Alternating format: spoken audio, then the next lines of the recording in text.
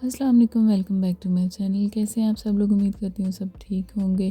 तो ज़्यादातर ख़वातीन का जो आगाज़ होता है दिन का, वो ऐसे से ही किचन के साथ होता है, जिसको समेटना भी किसी वबाल से कम नहीं होता। स्पेशली जब आप यहाँ पे होते हैं तो आपको कपड़े भी साथ बिखरे हुए नज़र आ ही गए होंगे।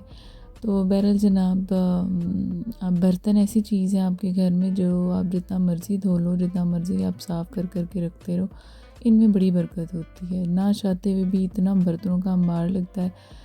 रात को बर्तन धो के सो, किचन साफ़ करके सो, और नाश्ते में ऐसे होता है जैसे पिछले 10 दिन से बर्तन नहीं धुले हैं।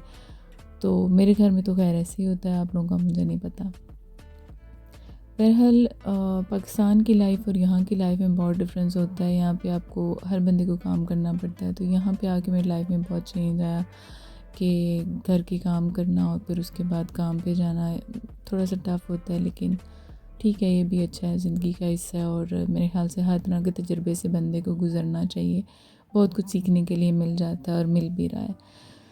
तो हाँ, आज भी बर्तन धोने हैं, सफाई करनी है, खाना बनाना है, और फिर उसके बाद हम लोगों ने काम पे चले जाना है। फिर शाम को आना है, आके खाना बनाना है, फिर खा पी के सो जाना है। तो और जो कपड़े हैं यहाँ पे, वो सबसे मेन मसला होता है यूके में कपड़े सुखाना। सर्दी में स्पेशली शुरू शुरू में तो मुझे समझ नहीं आई, मैं कपड़े धो के बाहर डाल देती थी और वो गीले हो जाते थे जब ठंड शुरू हो रही थी। तो अब ये है कि हीटिंग ऑन करो, उसके ऊपर कपड़े फैलाओ। तो किचन मैं साफ़ तो करूँगी, लेकिन ऑब्वियसली आपको थोड़ा में भी मैसी लगे कि वो कपड़े भी बिखरे हुए होंगे। तो बहरहाल बर्तन हमारे तकरीबन तकरीबन धुल गए हैं।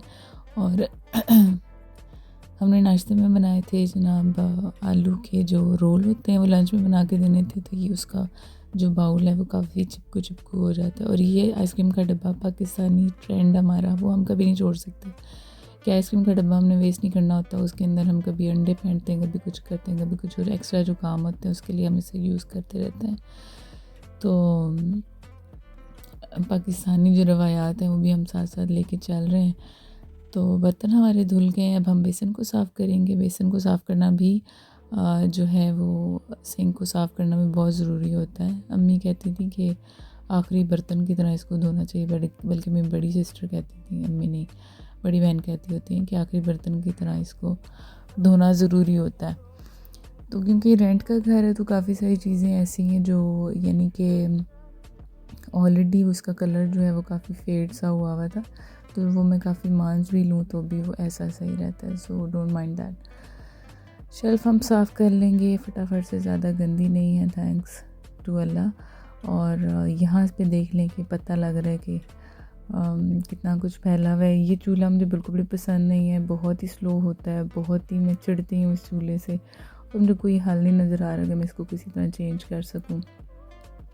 वंस अगेन अपना घर हो तो बंदा हर चीज़ कर लेता है। वो जैसे हम कहते हैं पट चपट की और नई चीज़ लगा ली।